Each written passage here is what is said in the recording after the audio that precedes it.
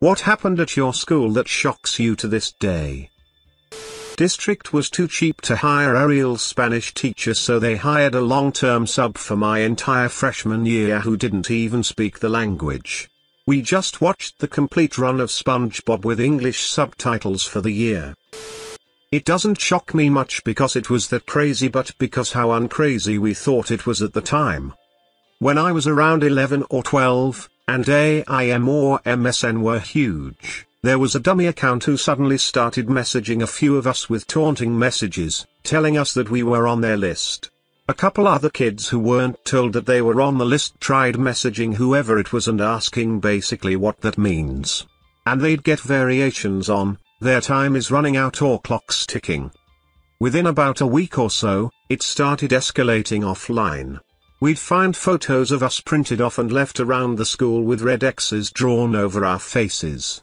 Some of us had X's scratched on our lockers. One girl found a dead rat in her locker. Another guy had a chalk X on his home front door. And the wildest thing is nobody ever said anything. We laughed it off as a so weird thing. It wasn't until recently that a friend and I were talking about it in retrospect that I realized how effed up it was, but that is some bad movie script level setup for a school shooting, and we didn't say anything. The girl who found the rat had a friend get it out for her. The guy at home washed off the X before his parents got home. And nothing ever happened. The messages started dying out and that was the end of it.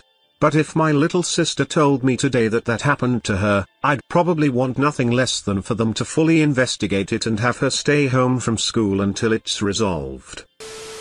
A friend of mine was 13 when she was groomed by a teacher when we just started high school. She would linger after the school day and meet him in his classroom where they would make out. It lasted about a year. He had his email account open on his class computer one day when she was waiting for him, and she saw that he was emailing a handful of other girls at the school. She testified against him about 6 years later. He was never struck off. Taught at the school for a long time. Married one of the teachers from the same school who supported him during his court hearings. Mid-70s small town in Tennessee. Student brought her dad's KKK outfit to school. One of the coaches put it on and started chasing two black guys around the classroom. Jewish teacher found out and lost her mind. Outcome: no one is allowed to bring their dad's KKK outfit to school anymore. Otherwise, life goes on. A bunch of guys were playing basketball in the court outside. I'd how to describe it 'cause English isn't my first language, but basically one of the guys was hanging on the thing where you shoot the ball and it broke. The guy hit his head on the ground. He died instantly. Thank God I didn't witness that, otherwise I wouldn't have been able to handle it. Edit, corrected the typo. Woke up and walked down the hall of my dorm to find someone had taken a shit in the water fountain. In 6th grade, a girl left the school crying and never came back. I didn't know what was happening at the time, but it turns out the girl had been pregnant and the two girls who knew, her friends, had told everyone about it. Now, this happened in Bhutan in the mid-2000s, so not everyone in grade 6 was 11 years old. This girl was 15/16 at the time.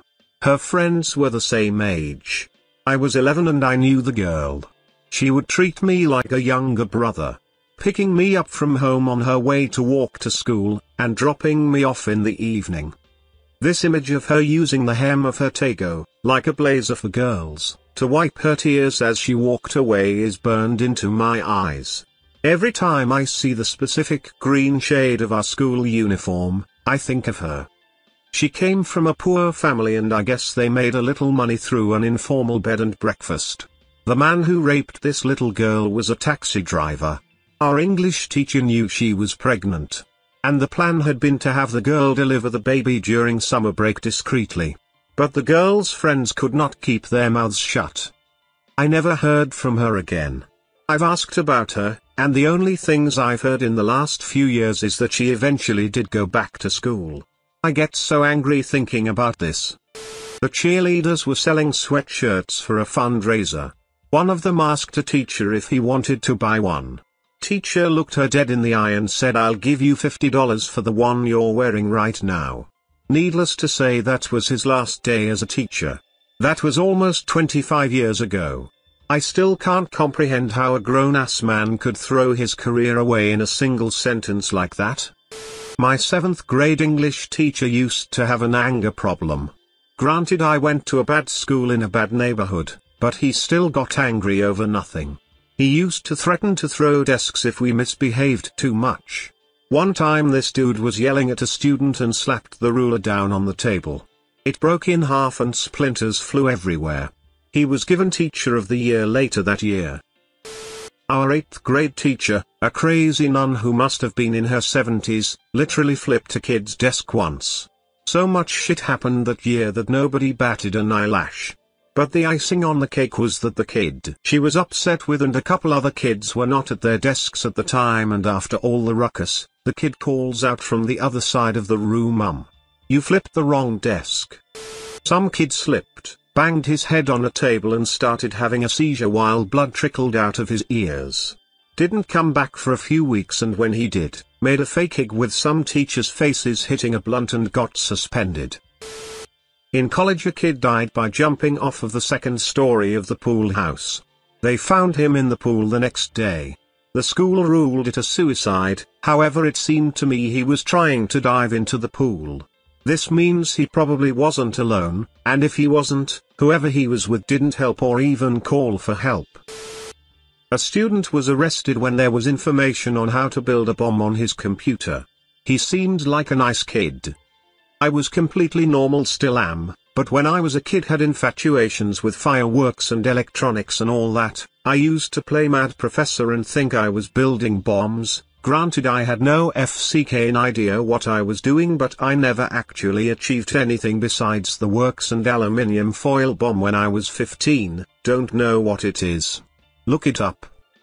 Probably like 5th grade. Obviously nobody fully understood what was. But groups of guys used to go into the bathroom and pay each other $5, $20 to blow each other. They got caught eventually. They took the door off all the boys' bathrooms, and they could only piss one in the bathroom at a time. Fast forward to 7th grade, a dude waits in the bathroom and begs several guys to blow him. He got caught and in a lot of trouble. We had a game in gym class simply called the game. We had to get a yoga ball to touch the opposing team's goal inside the gym. There were minimal rules. One of them being you could only use your body to play the game. For example, you couldn't stab other players with knives, etc. You could only fight if it was to get the yoga ball. You couldn't be too aggressive to people smaller than you, etc. The gym teachers used this game to settle differences in the different gangs in the school. And it worked. I heard that this tradition had started because there had been constant violent fights in the courtyard during lunch and school staff was sick of it, so they called the entire school into the gym and said this would be used to settle differences. I honestly believe this worked because people ended up just really liking the game and it was exercise, so these high schoolers would just get worn down, friendships were made, rifts in gangs were mended, and all was well. I hear they play the game now mostly for funsies, but sometimes still to mend rifts. Male teacher, who was married with a new baby, slept with a student. I think student was around 16. The most memorable part was when another teacher walked into the middle of class one day and punched him after finding out they were good friends. Also, it was a Christian school, lol. I posted this once before, but in my old high school, a student poured oil all over the hallways and stairs as a senior prank. A pregnant teacher stepped down the stairs and slipped, unfortunately killing the fetus. It was tragic and I think that guy is still in jail. When I was 13, someone in my school shat on the floor in one of the corridors whilst everybody was outside for the break. And it wasn't hidden in a corner, it was in plain sight in front of windows and a glass door that led outside. Someone saw the turd from outside and everybody gathered around the door to look at the principal picking it up with a paper towel. We only learned who had done it a while after the event, and it turns out it was this really weird kid that used to be in my class in primary school. And when I say weird, I mean that he used to write about murdering and mutilating bodies when we wrote short stories as 10-year-olds. Weird kid changed school after the turd fiasco and I haven't seen him since, but I am very curious to know what became of him. So in the wood shop there was this extra bathroom that he teacher let some of the boys use if they didn't want to go all the way down to the end of the hallway to use the main restroom. Well, he decided to close it down and never let anyone use it again. Wanna know why? Some kid never found out who pooped in his hand and smeared it on the wall and even drew little pictures with it. This was in middle school, ages 11 to 14. Deaking Middle School. My freshman year in high school, some kid in 12th grade set himself on fire in front of the school building one morning while everyone was getting off the bus to go in. 2008, 6th grade. A young boy goes missing in our small school. He's found in a closet in between science classrooms, having just killed a turtle from one of the tanks and wrote a cryptic note with its blood. A boy at my school tried to kill himself in the boys' bathroom by slitting his wrists, but was luckily saved by a student skipping class, and I remember always seeing him around school and he always seemed to make everyone laugh and smile, and always seemed happy. Sometimes the happiest people are the ones going through the most. Edit, for those wondering, he's made a full recovery and got help for his mental illness, he's doing much better now, smile. While on a job placement in high school, work experience for a credit, I told a co-worker who was a parent that my high school was a pretty safe place. There was a stabbing at my school that same day. 4th grade teacher would whip our palms with a bamboo stick by the number of mistakes we get in a quiz. This was in the 90s, somewhere in Asia. We were a very loud class, about 6th grade, and would just not become quiet for the teacher to teach stuff, so in a rage fit he screamed, full volume, "You little terrorists!" at us. It was quiet after that. I was sitting down in class writing a history report, in college. As I wrote, the lights began to flicker and there was a rattling coming from the hall. I'm the only one in the building since it's 7 p.m. and the professors went home. I got up and began to pack my belongings when I heard a crash coming from the first floor. I'm in the basement area. I ran out to check what it was when I heard the wind howling and snow flying in at an alarming rate. I called campus safety about the window and they told me to stay calm. I got picked up 30 minutes later. It turns out that there was a blizzard and the whole campus is under lockdown due to the dangerous conditions. Well, I think I've learned my lesson about staying late to write. Someone drowned over the summer holidays and my best friend today, who at the time was best friends with this boy, hasn't fully gotten over it to this day. When I was in my final year in high school, a technician had come to work on the broken AC unit. It was mid-June and hot as the devil's balls in the school. I remember seeing the technician roll up in the school board utility van in the morning. After first period between class, myself and dozens of other students saw the custodian running through the lobby of the school yelling at kids to get out of the way, followed by 2 paramedics. It turns out the power hadn't been properly cut to whatever the technician had been working on. Everyone kind of hung around waiting to see what happened. About 5 minutes later they bring this guy out of the door which led up to the utility room. Turns out the guy had been electrocuted and died the moment went to begin work. We didn't know it at the time, we assumed he was unconscious. Left behind 2 young kids. Really sad day. Someone broke into the school with a flamethrower, ran into the hall where people were sitting for exams and attacked. No one died but many people have permanent burns. The attacker had severe mental health problems, and later died of cancer, I believe. This happened a year or 2 after I graduated. There was a teacher whose wife also taught at the school. The husband of the 2 ended up having relations with a female student, ran away with her, then got married when she came of age. Was devastating for the wife, I'm sure, but also changed policies at the school. Now for alumni to visit the school, they need a background check and blood work done. Someone thought it would be fun to use the fire alarm, and when everyone went outside he walked to the first aid to ask for help with the broken glass shards in his hand. Also, hi Kevin if you are reading this. A girl got stabbed during passing period. One day I'm going outside for a physics project and my class sees a trail of blood from a bathroom to the nurse's office. Got put on a brief hard lockdown as a precaution. What happened was, a 16-year-old Mexican girl had just come to the US 2 weeks prior, and was starting to get adjusted to school life, when a 14-year-old wearing a mask jumped at her out of a bathroom stall and tried to stab her face. She blocked it with her arms and the 14-year-old ran away to a nearby neighborhood where she lived. They caught the stabber within a few minutes, and the stabby was alright, medically. But she didn't ever come back to school and she was apparently afraid of going to the bathroom in her own home. It was shocking to me because we were a pretty respectable place, and there were rumors it was gang-related, but the poor girl had only been in the country for 2 weeks. I feel so bad for her, having her experience with school and the US being screwed up like that. At least she was able to protect herself. In 11th grade, I had this history teacher who was really cool, laid back, and just a nice guy. He was also one of the decathlon teachers, so he also had to deal with 12th grade students. Well, I used to have to walk by his classroom every morning/afternoon to get to where I'd get dropped off/picked up at school, and every day there was a girl I knew in there sitting at one of the desks doing work. I thought nothing of it at first until this girl's attitude started changing throughout the semester. She would cry every day in class. When we tried to comfort her or ask what was wrong, our teacher would always tell us to leave her alone, and started to seclude herself from her friends and pretty much everyone. It was a little odd, but again no one thought anything of it. Fast forward to spring semester and we find out that a girl in 12th grade has tried to commit suicide and that she was in the hospital. The day after everyone found out about that, our teacher was very tense and yelled at our class, which was extremely uncommon.